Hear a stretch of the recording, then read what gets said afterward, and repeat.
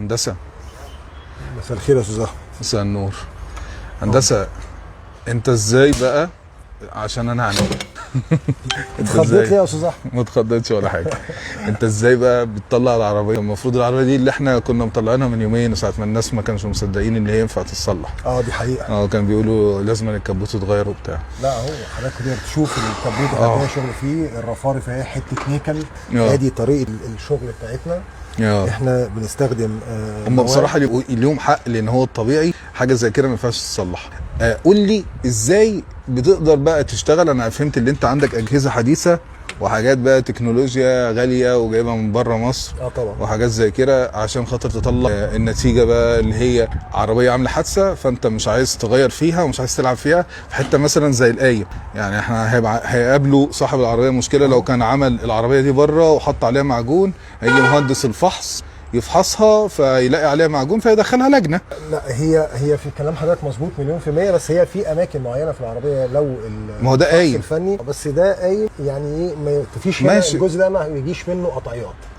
في اجزاء في العربيه يجي منها قطعيات، يعني لو كان قدام شويه هنا يبقى في قلق. هو القطع بيبقى من اول هنا في قلق شويه. لكن احنا هنا دلوقتي هقول لحضرتك بمنتهى البساطه كده، احنا بنستخدم مواد لازاله الدهانات الاول من على العربيه عشان نوصل الصاج زي ما انت شايف كده. حلو. جايبين اجهزه دي، مثلا دي بلاطه كهرباء تمام، قوتها 5400 امبير.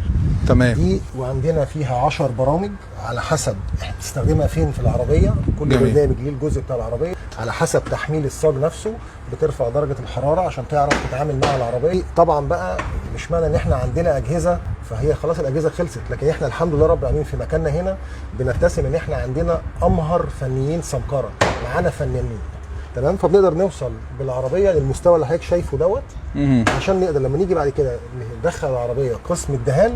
العربيه دي يا دوبك بتاخد فيلر وبتاخد البويه بتاعتها، فما تاخدش معجون، يعني ايه، تعتبر رشه نظافه، فبحيث اللي هي ما تقللش من سعرها او ما تقابلش مشكله. يعني اكاد اجزم ان هي ممكن تبقى كمان لا مش رشه نظافه، ده بالجهاز والقلم بتطلع انها فابريكا، لكنها مش مخبوطه اصلا ولا اترشت خالص. بالظبط كلام حضرتك مظبوط. لكن الجزء اللي ممكن يبقى فيه رش نظافه هي المكان اللي ممكن نضطر نديله يا دوبك قشره معجون. احنا مدرسه استخدام المعجون، يعني القلم هيدينا اخضر اللي هو اكنه بنقول احنا عليه بيلم صبر. تمام. دي طريقه شغلنا. تمام. حضرتك شايف اهو على الطبيعه. الحمد لله رب العالمين. القلم ده بيدينا اخضر، معناها العربيه فابريكا. يعني لما بيجي يكشف عليها يعني. بالظبط. تمام. لما يديك الاصفر ده معناه ان العربيه دي رشه دوبك نظافه. تمام. طب في اجهزه تانية عندك بتستخدمها؟ طبعا في حاجات بقى البي دي ار البارد، وفي عندنا مكن الارجون، وفي عندنا بقى الجديد الحمد لله رب العالمين عشان احنا بنواكب الحديث كله، وهو مكن اللحام بالميه، وده مفاجاه مركزنا هنا.